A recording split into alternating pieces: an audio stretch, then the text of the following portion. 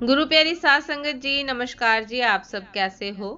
आशा करती हूँ बाबा जी के श्री चरणों में अरदास करती हूँ कि मालिक की कृपा से, निरंकार दातार की मेहरबानी से आप सब बहुत खुश होंगे, मौज बहार में होंगे और अवश्य ही भजन सिमरन में होंगे। साध संगत जी, मैं हाजिर हूँ आज आप सभी से एक बहुत ही खूबसूरत साखी साझा करने के लिए। उम्मीद करती हूँ ये साखी आप सभी को बहुत पसंद आएगी और अवश्य ही कुछ ना कुछ सीखने को मिलेगा। तो साध संगत जी, चलिए आइए समय ना गवाते हुए साखी को आप सभी से साझा करते हैं जी। साध संगत जी, घर का सारा कचरा इकट्ठा किया और बड़बड़ाती हुई बाहर निकली। संगीत के नाम पर बस अब यही आवाज शेष रह गई है जीवन में। 20 दिन हो गए स्पीकर खराब हुए, पर यहाँ किसी को कोई फर्क ही नहीं पड़ता। कितनी बार कहा कि ठीक करवा दो, पर नहीं। रिया ने देखा कि पति अखबार में डूबा हुआ है, पर ऐसा तो नहीं था। वह चश्मे की ओर से उसे ताक रहा है और खुद से कह रहा है, घर आजकल घर कम और जंग का मैदान ज्यादा हो गया है। घर में सुबह सुबह भजन लगाकर घर का सारा काम करने की आदत थी रिया की। सुबह बिना संगीत सुने उसकी दिनचर्या अधूरी सी थी। अगर इस पुराने डब्बे को ठीक नहीं करा के दे सकते तो मुझे सस्ते ईयरफोन ही ला दो। रिया का रेडियो आज सुबह से लगातार पटर पटर चल रहा था। साथ संगत जी, दरअसल कुछ दिनों पहले रिया ने शादी की सालगिरह पर बतौर तोहफा साड़ी की मांग की थी।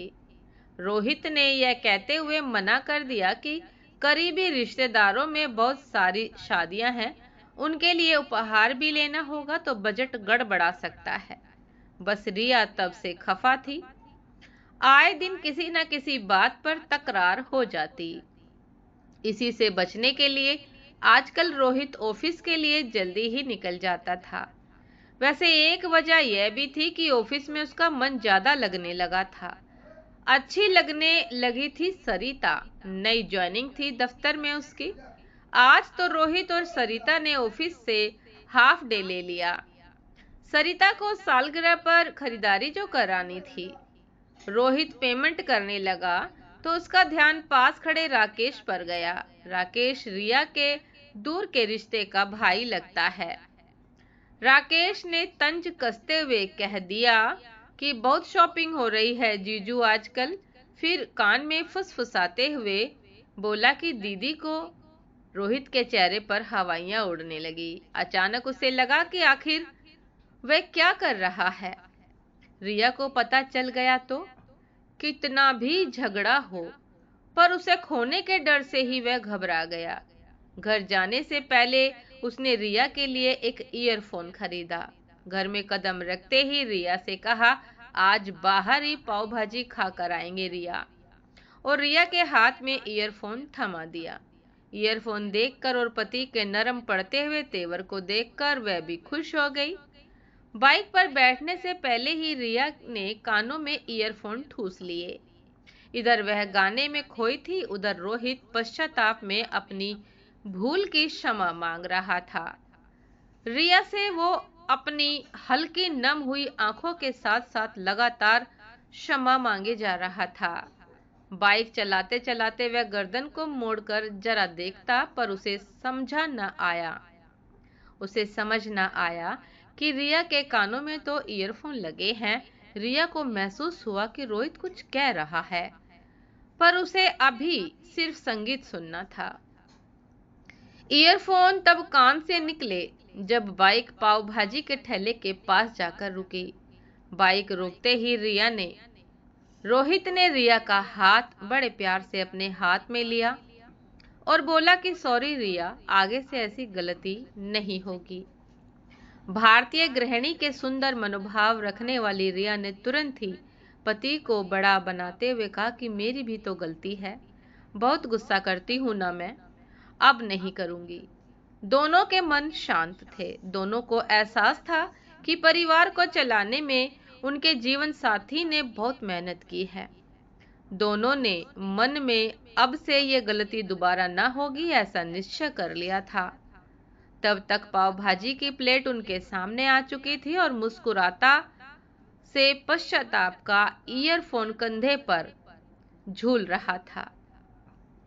मुस्कुराता हुआ ईयरफोन पश्चाताप से कंधे पर झूल रहा था। रोहित अपनी गलती कह चुका था और रिया अपनी मान चुकी थी। दोनों संतुष्ट थे। साथ संगत जी, जीवन के सफर में पश्चाताप या अफसोस करना दो भावनाएं ऐसी दुखदाई है जिसका असर बाहर से दिखाई नहीं देता, लेकिन अंदर अजीब सी घुटन महसूस होती है या अपना मन अंदर ही अंदर दुखी होता है। पश्चाताप की भावना में बुद्धि का सोचना बंद हो जाता है। निराश होकर कभी भी हम अतीत की बीती हुई बातों को परिवर्तित नहीं कर सकते। प्रायश्चित व्यक्ति के मन को निर्मल बनाता है। यद्यपि व्यक्ति का मान कुलसित संकुचित हो जाता है और वह खुद को जीवन भर पापी ही समझता रहता है। इसीलिए प्रायश्चित करके अपने पापों को भूलकर पुण्य पर ही ध्यान देना जरूरी है। इसको लेकर जीवन भर अपराध बोध नहीं पालना चाहिए। अपनी गलती का पश्चाताप करके अपने पापों को भूल जाना चाहिए और अपने पुण्य पर ध्यान देना चाहिए। साथ संगत जी, ये थी आज की एक बहुत ही खूबसूरत साखी, एक पारिवारिक साखी कि आजकल के दौर में ये घटनाएं स्वाभाविक हैं। व्यक्ति का मन कभी ना कभी नीचे की तरफ गिर ही जाता है और साथ संगत जी, उस गिरावट के कारण खुद भी दुखित रहता है व्यक्ति और वह अपनी पत्नी को, अपने किसी खास परिजन को धोखा दे रहा है। इस ग्लानि से बहुत दुखित होता है और पाप का भागी भी बनता है। लेकिन समय रहते इस बात को सुधारा जा सकता है। समय रहते हमें इस अपनी भूल को सुधार लेना चाहिए। अपने पाप कर्म को, अपने जीवन साथी को धोखा देने के पाप से बचना चाहिए और जैसे ही होश आए तुरंत उस पाप कर्म को बंद करके अपने जीवन साथी से क्षमा मांगनी चाहिए। पश्चाताप करना चाहिए हृदय से, ताकि वह पाप हमारे धुल सके, क्योंकि सच्चे मन से किया गया पश्चाताप परमात्मा भी माफ कर देते हैं। साथ संगत जी, उम्मीद करती हूँ ये साखी आप सभी को बहुत पसंद आई होगी। यदि पसंद आए साथ संगत जी तो लाइक कमेंट शेयर करना ना भूलिएगा। चैनल पर जो भी नए हैं कृपा करके सब्सक्राइब कर लीजिएगा, ताकि चैनल पर मिलने वाली सभी शब्द साखियों की अपडेट आप सभी को समय पर मिलती रहे। साथ संगत जी, आप हमें इंस्टाग्राम पर भी फॉलो कर सकते हैं। इंस्टाग्राम का लिंक डिस्क्रिप्शन बॉक्स में दिया गया है। तो साथ संगत जी, दासी को भी आज्ञा दीजिए। आपसे फिर मुलाकात होती है एक नई शब्द साखी के साथ, एक नए विचार के साथ। तब तक के लिए नमस्कार जी। सदा खुश रहिए, मुस्कुराते रहिए, भजन सिमरन अवश्य करते रहिए। नमस्कार जी।